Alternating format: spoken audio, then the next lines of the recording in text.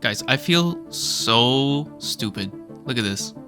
It says here in the quest description, I can use any Tinker's metal material to craft this. It did not have to be electrical steel. This was not gated to MV. I could have made this as soon as I could make, like, an iron block, which I could have done in the wooden shack with the porcelain melters. I really need to invest in some tools and armor, because I am just getting slapped around by mobs constantly, especially skeletons. Holy, I am very annoyed by skeletons. So I need a insta-kill weapon and some insane armor, or I'm going to go insane. Besides that, I am continuing to work on gathering materials for the big push to MV. I got a bit of aluminium. That is it.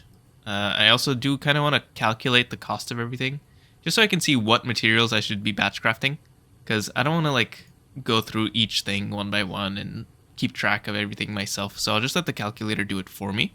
I made a dummy pattern. Just like in AE2, you can encode dummy patterns in this by manually encoding a recipe. So my recipe for a grass block basically completes those two bulk crafting quests with a couple of extra parts. If I look at the cost for a grass block, this is what I get. This should be quite doable. The worst part is, of course, the circuits, because I only really have access to these shitty circuits, because I need polyethylene to do the nice circuits, and also a laser engraver, I believe, and a MV cutting machine. So I'm not quite there yet, but very soon I'll be able to do circuits in a better way. But yeah, for now, this is the cost. Just a ton of aluminium rods, actually. More so than plates, which I guess isn't surprising. And I think once I get MV going, I'm going to set up logistics pipes. I can't wait. I can't wait to encode a recipe, click start, and go AFK. Oh, that sounds like heaven. That's genuinely like my favorite part of the game. Alright, I'm gonna keep crafting. Well, that was a bit of a wait, but I got my circuits done. I've also just collected the last of the rubber that I need to make all the MV parts. So I'm gonna bang those out as well, and then I'm gonna make a couple machines, and I'm gonna actually start placing them in the new machine floor.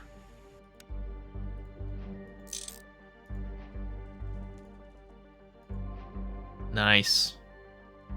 Nice big haul of components. Amazing. Let's take a look at these machines now. So, first things first, electrolyzer.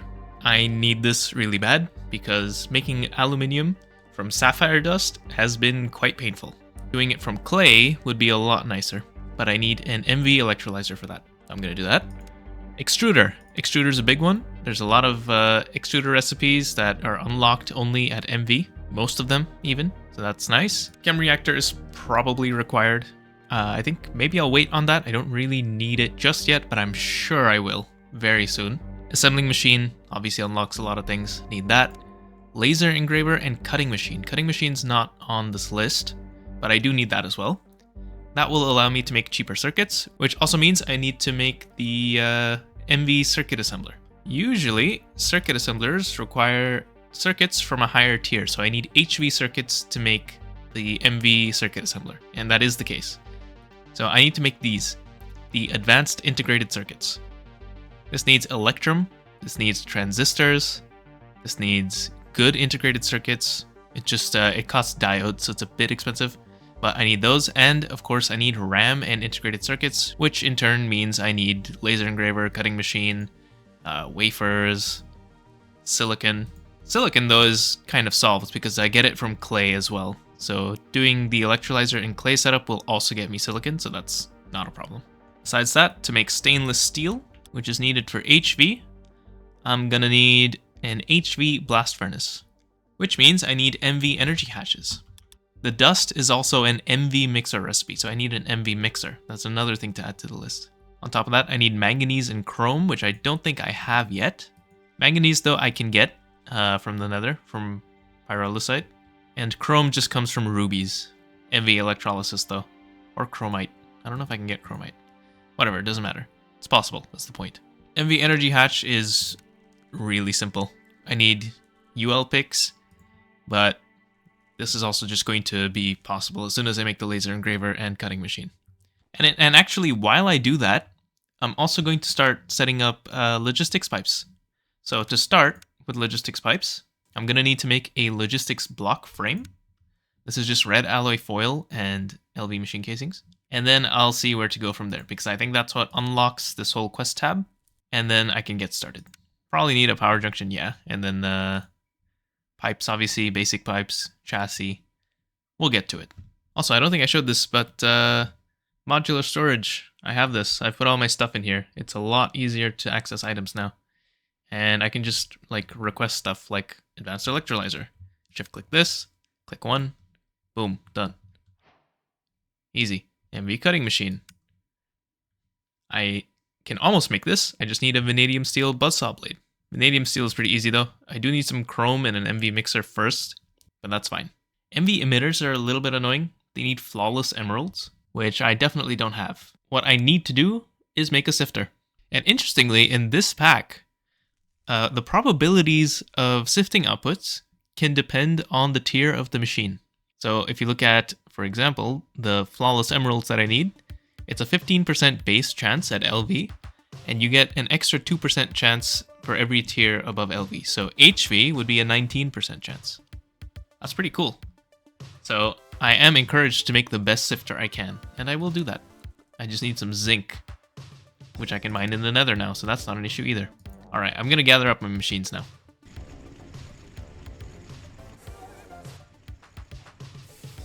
Okay, logistics pipes in 1.12 seems to be a little different than in 1.7. There's apparently a research mechanic. Interesting. So I need to make a logistics program compiler, a logistics disk, and a logistics programmer. Programmer needs an advanced chip and an FPGA. The advanced chip needs diamonds and raw basic chips, which in turn are just circuits and red alloy wire. And the FPGA is circuits and gold wire. This should be fun. I am going to try and engage with this research mechanic, but if I ever decide that it's not fun or too tedious, there is a quest that allows me to skip it. But I'll give it a shot. This quest also gave me some unrouted and basic pipes, and look at how cheap the basic pipes are. It's just unrouted plus fine red alloy wire. That is so cheap. There's a bunch of different upgrades I can make. I'm probably not going to make most of them. Probably just going to make the few ones that I need. I don't really know which ones I need at the moment though, so I guess we'll take a look at that later. There's also, over here, there's a bunch of modules to talk about provider and item sync, active supplier, passive supplier, stuff that I've used before in GTNH, so it should be the same here, I hope. I would be surprised if they behave differently, but yeah. And finally down here on the quest page, other pipes. How to request, how to autocraft. This is where I'm going to be investing a bunch of time because this is just super nice. There's a crafting table or a request table. There's also a crafting table. But yeah, cool. Okay, I am going to craft a bunch of this stuff. I think research is going to gate me for a lot of stuff. We'll see. So let's get started with doing the program compiler and, you know, the rest of the shit in this quest, unrouted pipes, and the basic pipes. And then I'll see if I can make sense of LP research. Alright, let's see if I can figure this out. So I've set up a GPS marker wireless connection to get diesel into this. This is powering my junction, which is connected to my program compiler. So the disk goes in, the logistics programmer goes in, and what do? I guess I just click unlock. Not connected. Probably need to do something like this. Something like this. Does it work now? Yeah. Is that it? It's not very interesting. What's to stop me from doing something like this? And then oh, I see. Let me unlock all of these. Why not? Nothing's stopping me. Okay, I've unlocked everything, and now I guess I can compile. Let me compile everything. Ah, okay, and when I flash, it loads the program for that specific pipe into the programmer. So I think, depending on what's loaded, I can do different things with it, but I'm not totally sure exactly how yet. You know what, let me compile everything else first, just so that everything is available to me. And done. That's all of them. Okay, cool. Was that really all there is to it? That was pretty easy.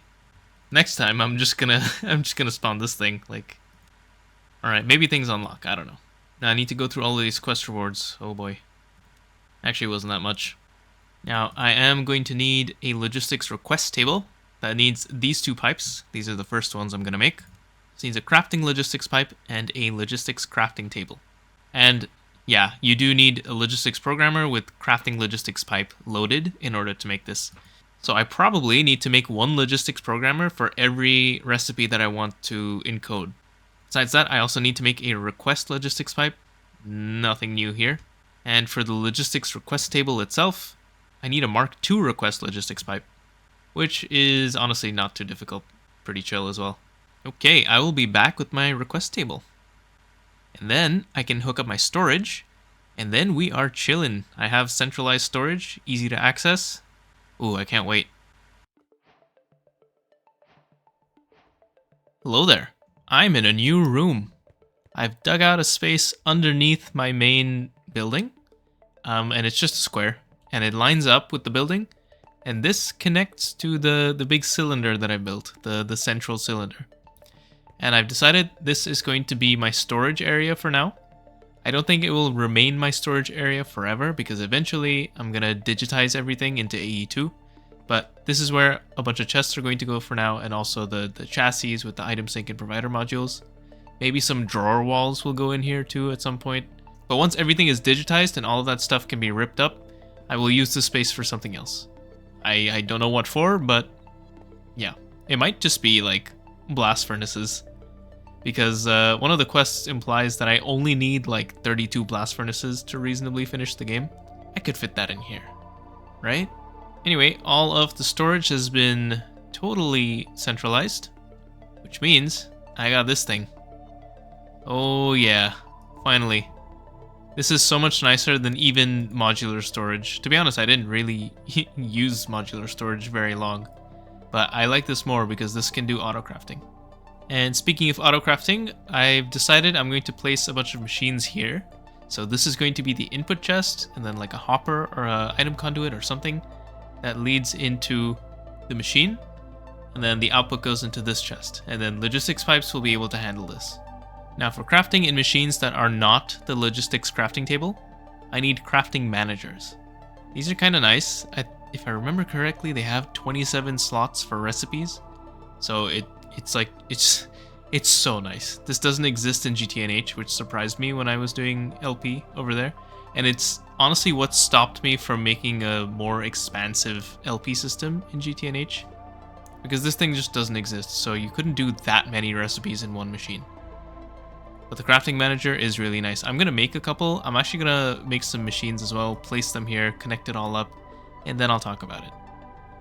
A little while later, I've made some more machines, including an MV laser engraver, so that's pretty nice. And what I've just done here is I've tested that my crafting setup works, and it does, but I don't think I'm actually going to be using it that much, even though I originally planned to, because encoding recipes is a manual process. Let me show you. So first of all, how this even works in the first place is you need 3 different pipes for each machine. You need a result, well, I guess, you could put all the results in the same logistics pipe, maybe. Yeah, okay. I just looked at it. You actually don't need 4 result logistics pipes. You only need 1, really, with a bit of routing. But, okay, anyway, let me talk about how this works. So the crafting manager is the kind of brain of the operation. That's great. And this is the pipe that actually stores your recipes. Recipes, unfortunately, have to be manually encoded, which is pretty annoying, and is probably going to lead to me not using this very much. But I think I will use it for the most commonly requested things. Anyway, this is what holds the recipes, and there are 2 buttons here, one for satellite and one for result. And those are these 2 pipes. So this one is the satellite pipe. I've named it extruder_bolt. And this one is the result logistics pipe, which I've also named extruder_bolt. It's a bit hard to read with the font, but that's what I've done. And then over here, you can select and then assign it. And basically what this tells the system, or what the crafting manager tells the system when you make a request, is the inputs go to the satellite and the outputs are going to come from the result pipe. So you do have to let the system know where the input location is as well as the output location. And I did make multiple result pipes here because I was like, oh, each crafting manager needs its own result pipe. But actually, that's not true. You just need one result pipe. As long as all the outputs go to that same inventory, like this chest over here, it should work fine, assuming it doesn't get clogged. This is fine too. I already made them, but I could do a bit of optimization. Anyway, yeah, that's logistics pipes. I'm not going to use it that much, but I'll use it for like circuits and MV components. I'm still not totally burnt out of batch crafting or anything like that. I could probably do quite a bit more batch crafting before I start to feel the burn. So I think I will. And I think applied energistics is not too far in the future. I think it might be HV in this pack. So we're almost there. Now, I would love to say I did MV in one episode, but realistically, I haven't. There's still a little bit more to go, and I can almost enter HV.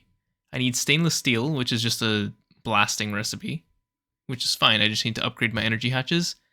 But I also need polyethylene, finally. I could batch craft this, but I don't want to. I want to do this kind of correctly, right? So one slow, passive way to get polyethylene is with plastic-enriched eggs and ethanol. And ethanol I can get from biomass. And biomass, in turn, I can get from brewing basically anything. And I would probably brew biochaff because I have infinite plant balls from my oil setup. They're slow, but they're infinite. So that could be a decent-ish, really slow way of accumulating polyethylene. But maybe I should just do it the normal way with ethylene gas. That does mean I need to do some cracking, or at least to get wood gas. One of those two needs to happen. Cracking is a bit annoying, and wood gas is less so, because I can make charcoal byproducts, which I can get from sludge. And sludge, I can get from smog-enriched eggs. So this is infinite. It seems to me that this is probably the better way to do it than with the plastic-enriched eggs. But I kind of want to breed the plastic chicken anyway. I want to breed all the chickens. Chickens are so cool. So maybe next episode will be a big chicken episode. There's a lot of chicken stuff to do. We'll see. I'll see you next time.